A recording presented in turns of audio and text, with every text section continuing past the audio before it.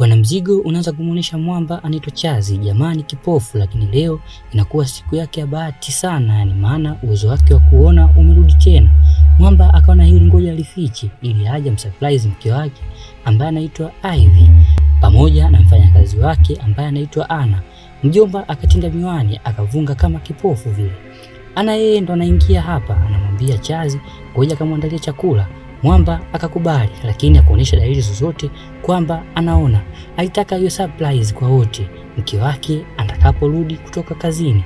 Baada ya muda kidogo kupita, bidada Ivy anarudi nyumbani, lakini alikuwa ameambatana na mchepuko wake.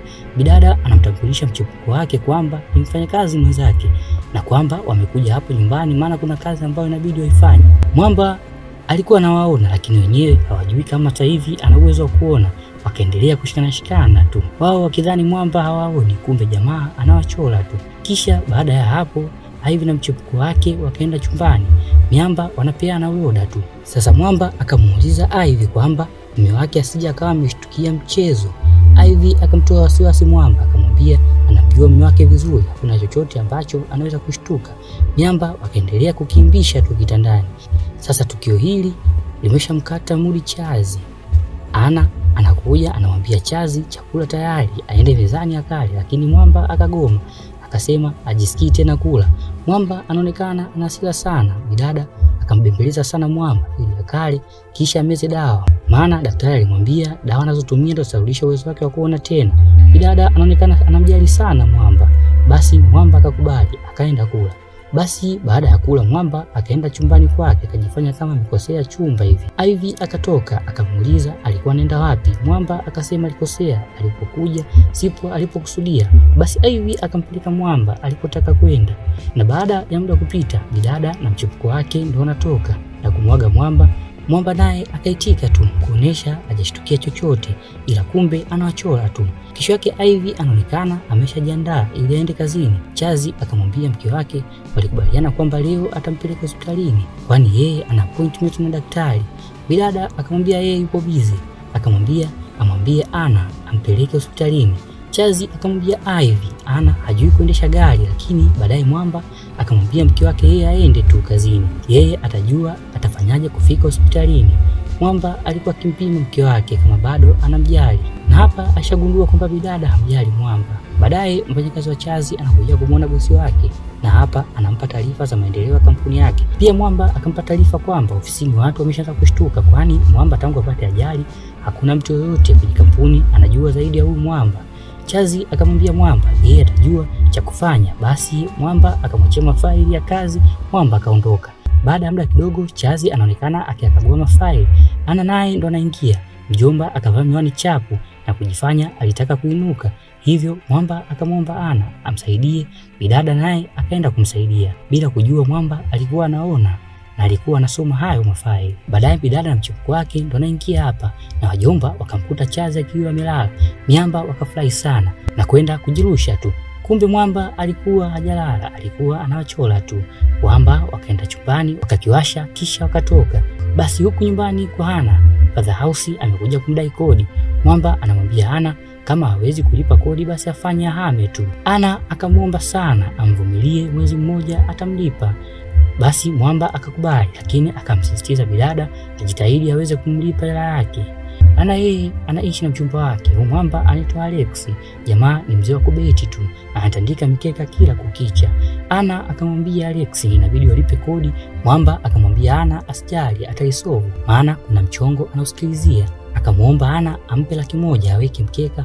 Mwamba anaamini atashinda tu. Ana akagoma sana, maana ni pesa yake ya akiba, lakini kwa sababu alikuwa anampenda Mwamba akaamua kumpa tu. Mwamba akaenda kubeti. Siku nyingine tena Ivy anakuja na Mwamba mwingine. Huyu jamaa anaitwa Clinton. Hapa bidada anamtambulisha Clinton kwamba ni mpwa wake na Mwamba ni mwanasheria, hivyo amekuja kwenye huu mji kwa ajili ya kazi. Bidada akasema atakaa naye kwa muda kidogo. Chazi akampokea fresh tu mzee baba, ila Mwamba akajua kabisa huyu ni mchepuko wa mke wake, lakini akavunga tu akampokea vizuri mzee baba. Wajomba wakanajiachia sana kwenye nyumba ya Chazi wakiwa wanajua kwamba Mwamba haoni, kumbe Chazi alikuwa akiwachora tu. Ana pia akawafumania.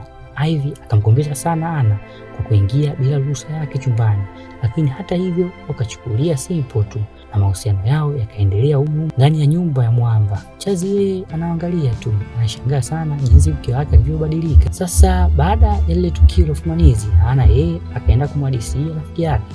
Rafiki yake alimshauri Ana amwambie bosi wake, lakini Ana aligoma, hataki kuvunja mahusiano ya watu. Ana akiwa nyumbani, mwenye nyumba anakuja. Leo ndo siku ya kuja kuchukua chake. Ana akamwomba Mwamba amwongezee muda kidogo. Mwamba akakubali, akampa wiki moja tu awe amelipa hela yake yote. Ana akashukuru sana, akamwahidi hata wiki moja haitoisha atakuwa amemaliza kulipa deni lake. Ana akiwa kazini kwake anaonekana ana huzuni sana, mpaka Chazi akamuuliza na shida gani, maana siku hizi amekuwa mkimya sana. Ana hakumwambia chochote bosi wake, lakini Mwamba alikuwa ameshafuatilia na akajua kwamba Ana anadaiwa kodi, hivyo Mwamba akawa amemlipia kodi yote. Ana akamfuata bosi wake na kumshukuru sana kwa hili jambo. Chazi akamtuliza tu Ana, asijali kwani yeye alishamsaidia sana huko nyuma. Baada ya siku chache kupita, Ivy anamuaga mume wake na kumwambia yeye na bosi wake wanaenda safari ya kikazi, wanaenda mji mwingine kabisa. Chazi akamruhusu mke wake. Mwamba yeye bado anamchunguza mke wake tu. Baada ya Ivy kusafiri, ukaribu wa Chazi na Ana ukazidi kuongezeka tu. Mwamba akaanza kumkubali Ana, maana anamjali sana. Ana akiwa katika pilika zake mjini, bidada akamuona Ivy akiwa anatokea hotelini na mwanaume mwingine. Bidada akashangaa sana, maana Ivy alimwaga mume wake anasafiri kikazi. Kumbe bidada yuko hapa town anatembezewa vilungo tu. Bidada aliporudi nyumbani hakumwambia chochote bosi wake, yeye alivunga tu. Bidada baada ya kuridhika na mikono ya nje, bidada ndo anarudi nyumbani. Chazi akamuonesha Ivy picha. Kumbe Mwamba alimtuma mtu amfuatilie mkewe. Bidada akajua ni mchongo aliofanya Ana, lakini Mwamba ndo akaonesha mapicha yake kwamba alikuwa anaona kila kitu. Ivy na Ana wakashangaa sana, kumbe Mwamba alikuwa anaona na alikuwa anawachola tu. Mwamba akamtimua bidada nyumbani kwake, kisha Mwamba akaanza kutupa ndoano kwa Ana.